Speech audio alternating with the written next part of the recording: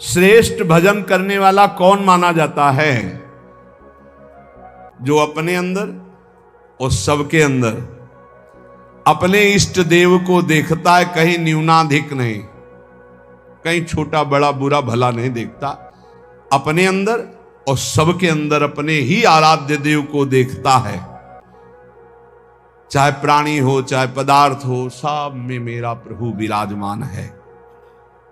जो भगवत स्वरूप में स्थित रहता है, जिसकी ये सिद्ध दृष्टि है कि यहां भी प्रभु है, यहां भी प्रभु है, यहां भी प्रभु, कोई कण नहीं जो प्रभु ना बने हो, वो सबसे बड़ा भजनानंदी माना जाता है। श्रेष्ठ महान भागवत कौन? जो अपनी आत्मस्वरूप प्रभु और सर्वत्र प्रभु विराजमान है, ऐसा अनुभव करते हुए भजन कर रहा है। सब में मेरे प्रभु विराजमान, यहां भी बाहर भी सब जगह प्रभु विराजमान। वो सबसे बड़ा महाभागवत है जो इंद्रियों के विषय आए, अनुकूल विषय में हर्षित नहीं, प्रतिकूल विषय में शोकित नहीं। इच्छा के प्रतिकूल आया, समय परिस्थिति विषय व्यक्ति तो द्वेष नहीं, अनुकूल आया तो हर्षित नहीं। ये सब भगवान की माया है, ऐसी दृष्टि बनी रहती है।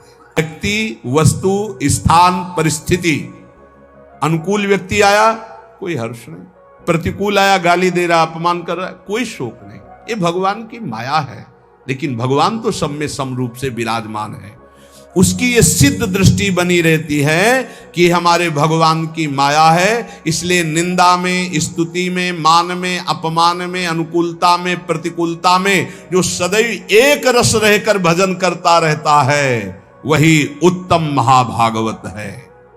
वो भगवत भक्तों में सर्वश्रेष्ठ भागवत धर्म है, जो जन्म मृत्यु भूख प्यास श्रम कष्ट भय तृष्णा इनको जीत चुका है। महाभागवत कौन है? अब जन्म का कोई भय नहीं रहा। क्यों? यदि मेरा जन्म होगा तो मेरी प्रिया जो मेरे साथ होंगी। अब मेरा जन्म कर्म बंधन से नहीं होगा, अब प्रियाजू के साथ होगा। भजन कभी नष्ट नहीं होता। अगर चूक हो गई किसी को भगवत प्राप्ति नहीं, तो अगला जन्म जो होगा महाभागवत के रूप में, वो ब्याज सहित भजन। जैसे हिरन में फंस गए तो अगला जन्म हिरन का, पर हिरन के ही रूप में ऐसा भजन हुआ, अगला जन्म ब्रह्मबोध संपन्न महापुरुष के रूप में। उन्हें कहीं वेदांत पढ़ना नहीं पड़ा, जन्म से ही ब्रह्मबोध। भजन ऐसा प्रभावशाली। जन्म का भी भय खत्म, पता नहीं मेरा जन्म हो कि ना हो। वैसे तो पक्का पता चल जाता है अपने को कि अब खत्म हो गया, अब नहीं होगा। अपने को जब पेट छक जाता है तो दूसरे से प्रमाण नहीं होता, जाने मोरी छाती, अब हमारी जगह नहीं रह गई, भर गया पेट, पता चल जाता है। ऐसे अपने को पता चल जाता है जन्म होगा कि नहीं, खत्म खेल, पता चल जाता है। और मृत्यु का भी भय नहीं। जैसे विशाल हाथी गजराज के गले से फूलों की छोटी माला टूट के गिर जाए, उसे पता न चले, ऐसे भक्तों की मृत्यु होती है। जन्मत्व को ऐसा कष्ट नहीं होता। जो जन्म पर और मृत्यु पर विजय प्राप्त कर लिया है, और जो भूख और प्यास पर, भूख प्यास ये व्यथित करते हैं, ये प्राणों का धर्म है, मेरा नहीं। धैर्य पूर्वक जो सह लिया गया। ऐसे जीवन में बहुत समय आए, बहुत समय, एक दो दिन नहीं, बहुत समय आए। प्रायः सच्चे कहते हैं, शायद आपको विश्वास न हो, वृंदावन के सिवा मुझे कभी रसोई में बैठकर भोजन मिला हो ऐसा पूरे जीवन में कभी याद नहीं।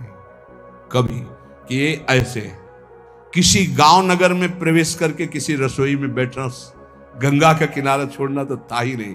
और काशी में तो घाट में ही किसी की रसोई में कि बाबा ऐसे बैठे हो, गरम गरम बनता, कभी जीवन में नहीं ऐसा।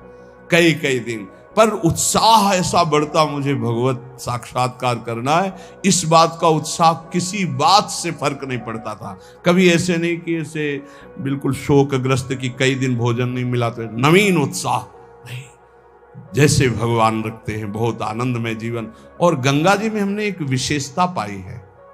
माँ गंगा का ऐसा जल है कि वो सब पुष्टता देता रहता है। कई कई दिन भोजन न मिलने पर भी शरीर हमारा कभी क्षीण नहीं हुआ, और एक दिव्यता रहती थी, एक पुष्टता रहती थी। कमंडल भर करके गंगा जल पिया तो ऐसा मानो माँ का दूध पिया हो, ऐसा बल उसमें रहता था। ये मतलब 10 वर्ष का अनुभव है, 10 वर्ष का अनुभव। जब लक्ष्य बन जाता है भगवत प्राप्ति तो भूख प्यास भी नहीं सताती। यही भागवती कृपा का बल होता है, कोई फर्क नहीं पड़ता। क्योंकि अंतर में जो हमारा निरोग स्वभाव, निरोग विचार, निरोग अवस्था है, वो हमें बचाए हुए है। और अगर हम इस रोग में होते तो बहुत परेशान हो जाते, फिर कुछ नहीं होने वाला। भूख और प्यास ये केवल लक्ष्य के बल से सहा जाता है, लक्ष्य का। और फिर जब आनंद की अनुभूति होती तो इसकी कोई चिंता ही नहीं रहती। फिर श्रम, किसी भी तरह का कोई भी श्रम आपको परास्त न कर पाए। दिन भर आप लगे रहें पर आपको ऐसा महसूस ना हो कि बहुत थक गया। अगर यह महसूस होता है तो दो बातें नोट कर लेना, आप ब्रह्मचारी नहीं हैं और आपका लक्ष्य भगवत प्राप्ति नहीं है। दो बातें नोट कर ले। अगर दो बातें हैं, भगवत प्राप्ति और ब्रह्मचर्य ठीक है, तो यह शब्द नहीं आ सकता कि बहुत थक गया। शरीर स्वस्थ होना चाहिए। अगर रोग ग्रसित हैं तो बात अलग है। और कष्ट, भारी से भारी पीड़ा के समय भी एक आनंद की गुफा है अंदर। भजनानंदी महात्मा उस आनंद की गुफा में वातानुकूलित कक्ष में रहता है, बाहर आग लगी लगने दो। कष्ट की भारी स्थिति में भी एक आनंद की स्थिति होती है जिसमें बड़े बड़े गुरुजन विराजमान रहे। पूज्य महामहिम श्री गुरु अर्जुन देव जी महाराज, गुरु तेग बहादुर जी महाराज, श्री ठाकुर हरिदास जी, प्रहलाद जी, मीरा जी, नरसिंह मेहता जी, ये बड़े बड़े महापुरुष उसी गुफा में, आनंद गुफा में मस्त है। बाहर से आग लगाई जा रही, बाहर से कष्ट दिया जा रहा है, विष पिलाया जा रहा है। वो आनंद गुफा आपके अंदर भी है। उसका दरवाजा खोल लीजिए। वो दरवाजा खुलता है नाम जप से। जब पहले पाप नष्ट हो, ज्ञान प्रकाश हो, अंधकार हटे, सोई आपको दरवाजा मिल जाएगा। सोई अंदर चले जाइए, अपने स्वरूप में आ जाइए, कोई भय नहीं। फिर भय, भय किस बात का? सर्वत्र मेरा प्रीतम है, तो भय किस बात का? और तृष्णा, ये बहुत खतरनाक डाइन है तृष्णा। भोगे हुए भोग को पुनः भोगने की चाहत का नाम तृष्णा। ये मारे है पूरे संसार को। भोग भोग के मरने लायक हो गए, फिर भी भोग। शरीर जन्म मृत्यु, भूख प्यास प्राणों का धर्म, श्रम कष्ट इंद्री मन का धर्म, भय बुद्धि का धर्म, तृष्णा गलत स्वभाव। तुम कहीं हो ही नहीं प्यारे, क्यों परेशान हो? हट इनसे, साक्षी बन, दृष्टा बन इनका। पर ये दृष्टा गुरु कृपा से ही बना जा सकता नहीं। दृष्टि और दृष्टा सब घसीट लेगी माया, बहुत विचित्र है। तो 10 का तुमको और प्रॉफिट होगा तो तुम्हारा भजन और बढ़ेगा और 10 का मंगल होगा।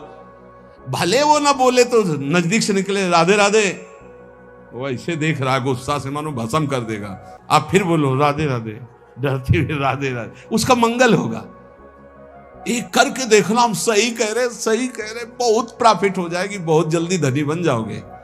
बस और लालसा ना हो, किसी का कुछ दिया हुआ स्वीकार मत करना, प्रणाम भी ना स्वीकार करो। वो प्रणाम करे तो आप प्रणाम कर लो। किसी का पानी भी मत पीना, जिसको नाम सुनाओ पानी भी मत पियो उसका। फिर आप देख लेना, हमारी प्रार्थना मान ले। और एक आपको गुप्त बात, यदि कोई मरणासन में कहीं आस पड़ोस में कोई जीव जंतु या मनुष्य मर रहा हो, पशु भी मर रहा हो, तो आसपास गए और नजदीक जाके राधा राधा राधा उसके कान के समीप सुनाया, चल दिया, पक्का समझना इसकी बराबरी त्रिभुवन में कोई पुण्य नहीं है। मरणासन पुरुष को भगवान नाम सुना देना, इससे बड़ा कोई पुण्य नहीं। उस जीव का निश्चित मंगल हो जाएगा, क्योंकि अब वो मरने की स्थिति में जा रहा है, अब उससे कोई पाप होने वाला नहीं। और आपने नाम सुना दिया, उसको भगवत प्राप्ति होगी, तो आप पर विशेष भगवान की कृपा होगी।